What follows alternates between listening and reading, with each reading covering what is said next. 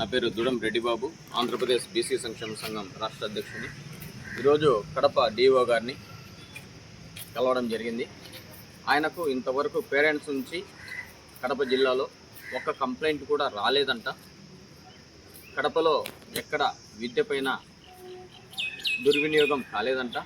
ప్రతి స్కూల్లో కూడా కార్పొరేట్ అండ్ ప్రైవేట్ స్కూళ్ళల్లో బుక్స్ గురించి ఆయన అడిగితే నాకు తెలియదు అంటున్నాడు.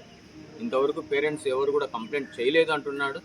మరి కడప మీరందరికీ నేను నమస్కరించి ఒకటే చెప్తున్నాను, ఎవరికైనా సరే ఏ స్కూల్లోనైనా సరే పిల్లలు బుక్స్ కానీ యూనిఫామ్లు కానీ ప్రైవేట్ స్కూళ్ళల్లో కొనమని ఎవరైనా సతాయిస్తే, ఎవరైనా ఇబ్బంది పెడితే ఏ స్కూల్ పైన అయినా కూడా మన కడప డిఓ గారు కలెక్టర్ ఆఫీస్కు కొంచెం ముందుకు వేస్తే విద్యాశాఖ కార్యాలయం వస్తుంది.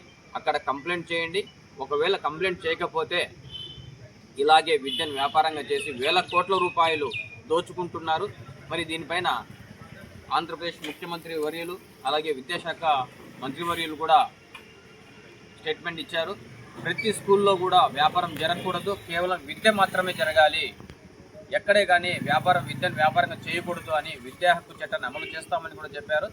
ఈరోజు కూడా మేము చెప్పేది ఒకటే, విద్యా హక్కు చట్టాన్ని అమలు చేస్తామని నారా లోకేష్ గారు నిన్న కూడా మేము ఒక మెమరాండం ఇవ్వడం జరిగింది.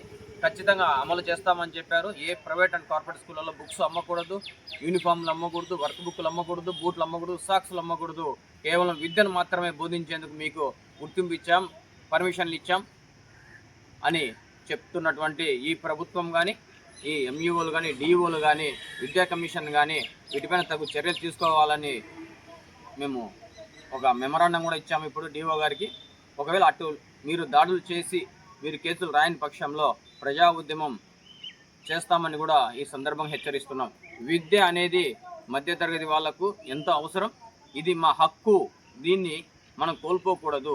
కేవలం విద్యను వ్యాపారంగా చేసి వేల కోట్ల రూపాయలు సంపాదిస్తున్నటువంటి ఈ ప్రజాస్వామ్యాన్ని దోచుకుంటున్నటువంటి కార్పొరేట్ ప్రైవేట్ స్కూళ్లను, విద్యను వ్యాపారంగా చేస్తున్నటువంటి చిన్న చిన్న స్కూళ్ళు, కాలేజీలను, ప్రైవేట్ అండ్ సంస్థలను కూడా ప్రతి స్కూల్ను గుర్తించి కేసులు రాసి వాళ్ళ గుర్తింపు రద్దు చేయాలని కూడా ఈ సందర్భంగా తెలియజేస్తున్నాం. నమస్తే.